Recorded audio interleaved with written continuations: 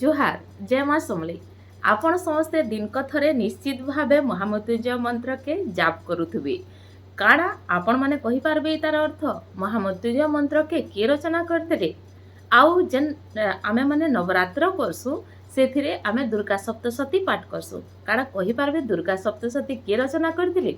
मुई आपण मानकु इथर लगी पचरुछे कारण गोटे भाईटे पचरे छन कि पुष मासर चर्चा तो मार्कंडेय पुराण रे अछि मार्कंडेय किए आन कहि करी हाँ आज्ञा आपण मैंने जेन महामृत्युंजय के पढ़ुछन आउ माने अकाल मृत्युर भयनु दूर हेबार लगी बोली करी कि के पढ़ी थे आम बची जा बोली करी जेन जाप करसु सेटा मार्कंडेय ऋषि रचना करथिले आ दुर्गा सप्तशती तांकर ही मार्कंडेय पुराणर अंश है जेटा कि आम मैंने दुर्गा पूजा नवरात्र बेले पढ़सु देखुन नंजुडेश्वर मंदिर अच्छे जेटा कि कर्णाटकार अच्छे आ कर्णाटकार माने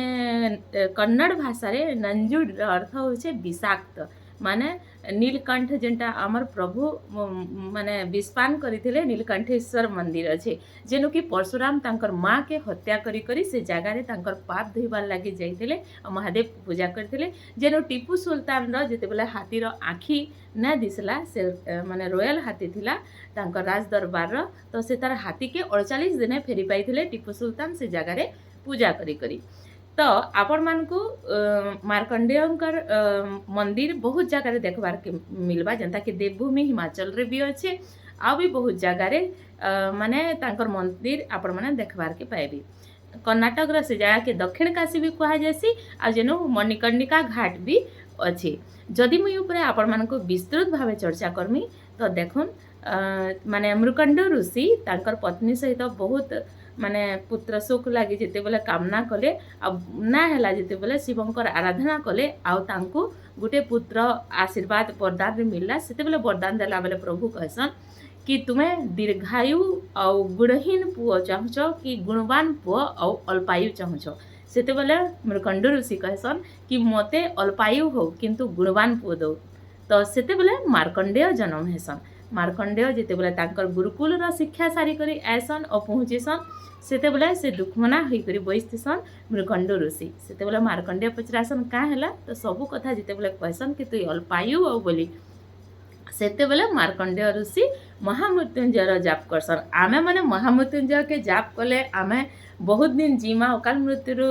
दूर हेबा के पड़ी थे आउ जीमा बोली करी जाप करसन किंतु प्रकृत रे मार्कंडेय ऋषि कैथरा लगी से मंत्र के लेखले से देखुन महामृत्युंजय मंत्र रे अच्छे ओम त्रयंबकम यजामहे सुगंधिम पुष्टिवर्धनम उर्वारुकमिव बंधनात् मृत्युर्मुक्ष्य मामृतात् इतार अर्थ से कहउछ कि मोर जेते भी कर्म अच्छे जेनटा के माने तोर सुगंध रे तू सेटा के जलै कर नाश कर दे आउ जेनता गछु फल पड़ी गले आउ थरे ना जे हेंता मते मोक्ष प्राप्ति करा से सेथर लगी बोली लिखिथिले आउ लास्ट समय तक जप करूथली से समय रे जेते बेले यमराज तांको नहीं आसन तो सेते बेले से शिवलिंग के पूरा धरी पकासन आउ से जेते बेले यमराज फास पकासन शिवलिंग संगे मार्कंडेय ऋषि के एका संगे जेते बेले फास पड़सी सेते बेले महादेव तांको यमराज उपरे माने तांकर रेशमी बाहर करी करी जेते बेले नाश करवाली जासन सेते बेले कहसन कि मोर ई माने शिष्य के तु छाड़ी दे आ जेनथि लगी बोली करी से स्वल्पायु माने मार्कंडेय दीर्घायु हेसन आउ चिरंजीवी भितरे जेन आमर 8टा चिरंजीवी अछन से भितरे गुटियान एज भी अछन बोली करी समस्ते कहसन तो